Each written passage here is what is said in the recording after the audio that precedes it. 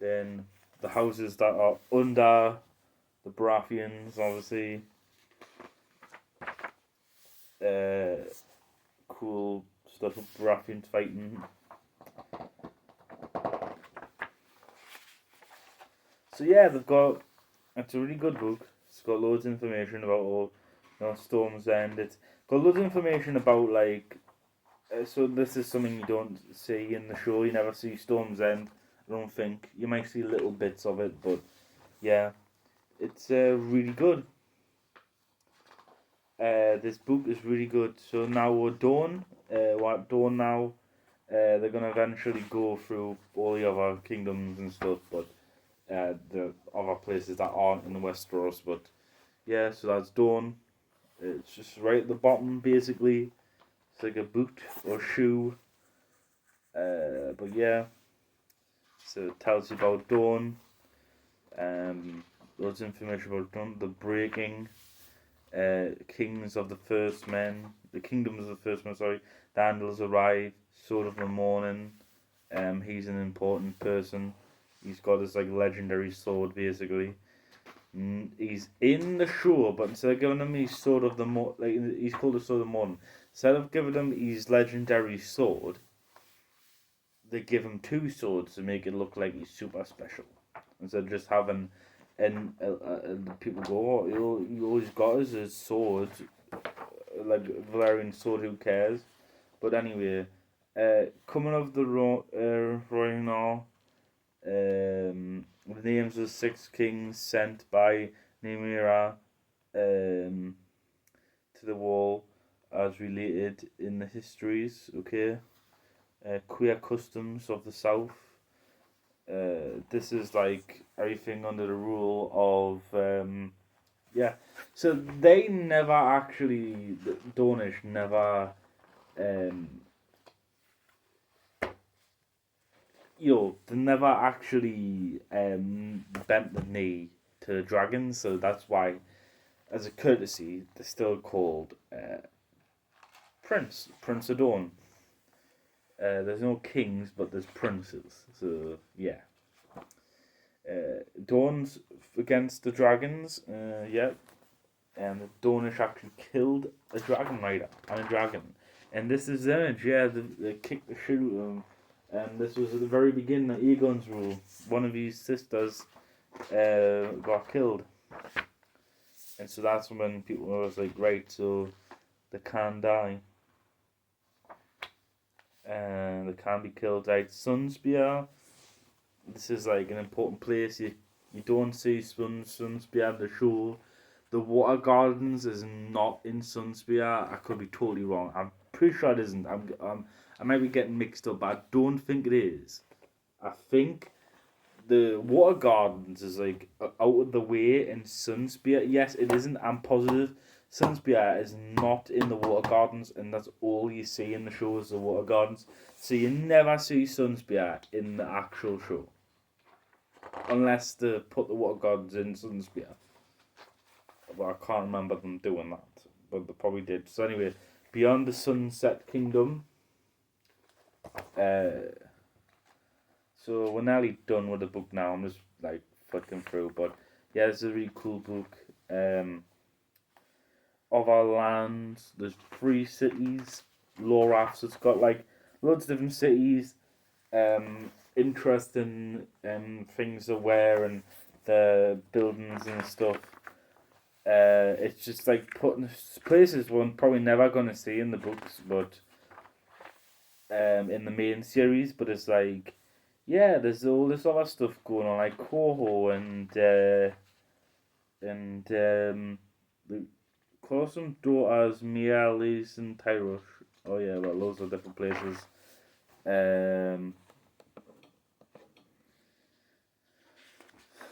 Yeah, this is really interesting.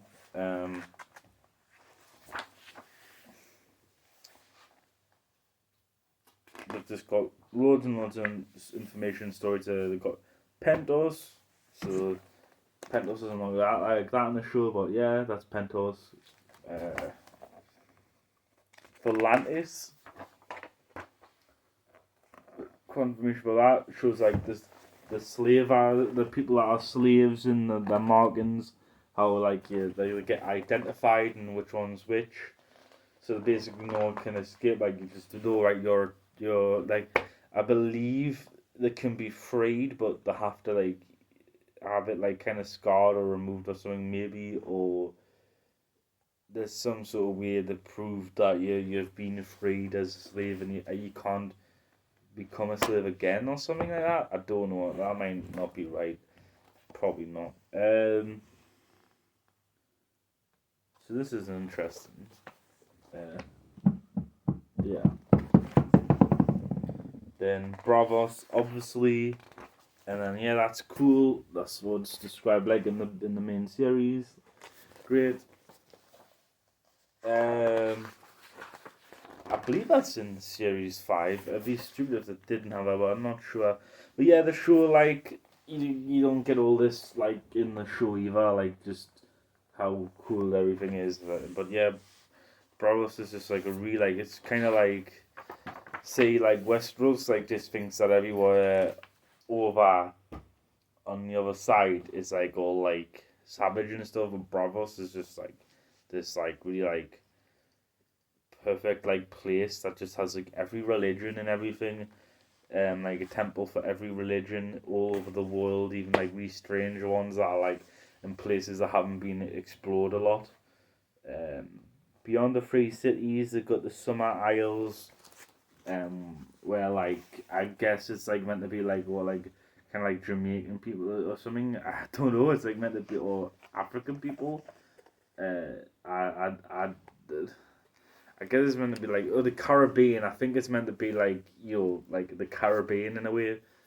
Um, I believe that's what probably it's in parallel to. I might be wrong though.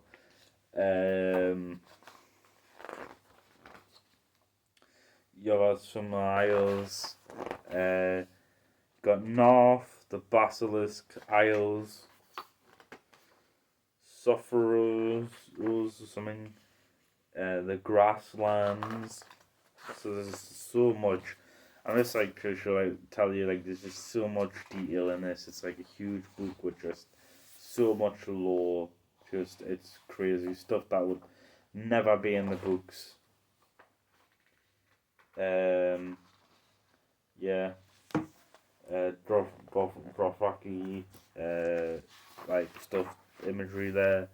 The Shivering Sea, Abe.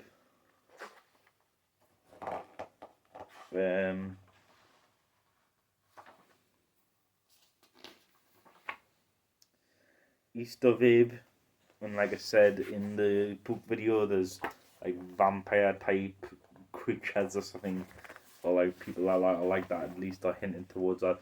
The Bones and Beyond, Yeti, and there's a guy with like a flaming sword. So yeah, we're nearly done now. There's the god emperors of Yeti. Yeti, I don't know. The plains of the Jogos Nahai. That is like Africa, but the riding zebras. This is obviously not in the show or the main series. This is interesting. And then they've got basically Asia, Leng. You got Asia there.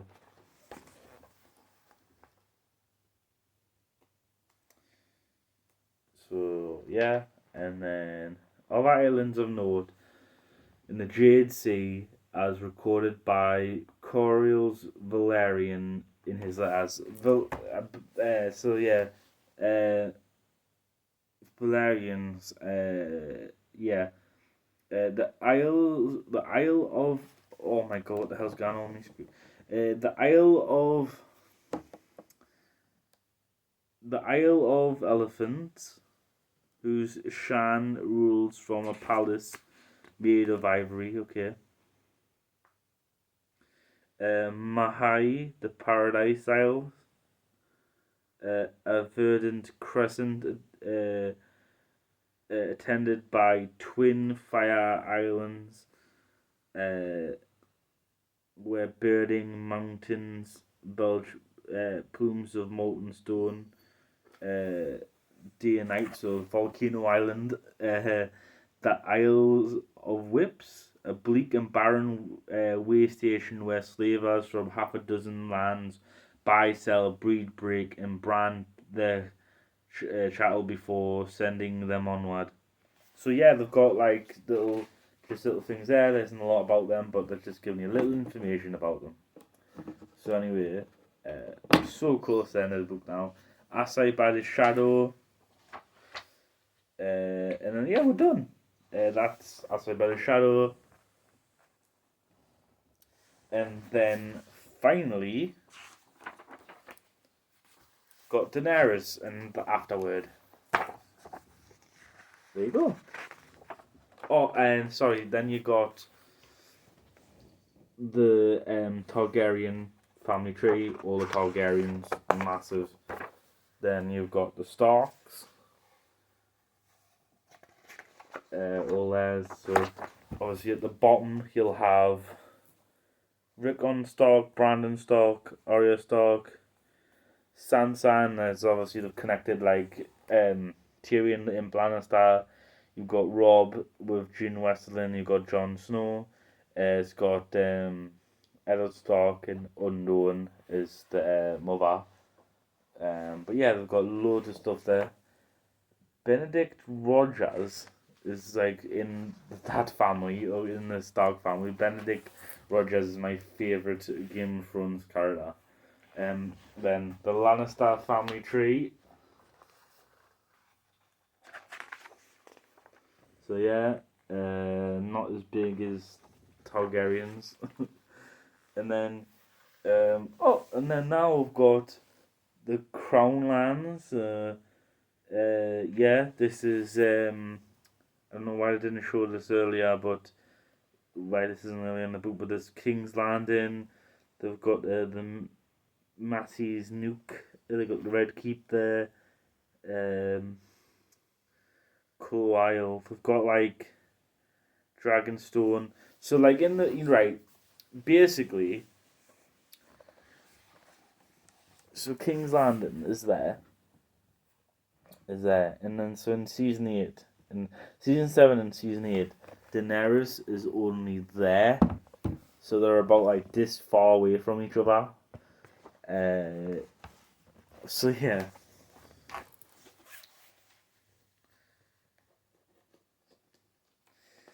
But there's like a castle on an island that's like in between King's Landing, um, King's Landing and Dragonstone. There's actually several, so yeah, it doesn't seem to be actually a good place to be in Dragonstone, but whatever.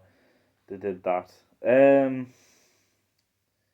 Yeah, so then they've got the Targaryen Baratheon reign. They've got, the massive Targaryen one. They've got a little tiny one where for the Baratheons, where they've got it started in 283 AC. Robert Baratheon, he has like a big chunk because it lasted for like 20, 30 years. And then 298 AC, Joffrey, but then 299 AC, so it only lasted a year of his reign. And then you've got Thomas. Actually, no. Does it mean? Oh yeah, it would have been. Yeah, it has to be that. Yeah, like so. Tommen is I believe is going on a lot longer.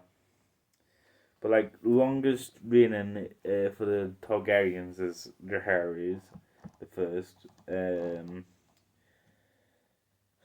Aegon the Aerys the second had quite a big reign as well. But yeah, and then you got the index at the very end, and then there's artwork like this that looks very beautiful. I highly recommend any Game of Thrones fans or any people that just are interested in the series of getting this book. That's I believe is probably Jon Snow. Well, yes, it is. It definitely is Jon Snow because there isn't any other direwolf like that. I don't believe he's got. There's obviously must have been. I don't know why, like, for this book for King Tommen, they've put, like, that in, but whatever. Like, here's some random bloke up the other side of the world. And then it's alt credits. And then finally, loads of houses again. And there we go. And then there's, I believe this is, this is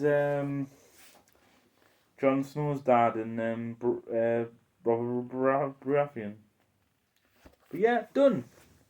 And then there's some things on the back there. But yeah, so thank you for watching. I thought I would just go through that a bit more, talk about it a bit more, show a lot more. And yeah, just it's a really interesting. I adore this book even though I haven't read it all yet. I've owned it for quite some years. It is a really fantastic book and I love it. Thank you for watching.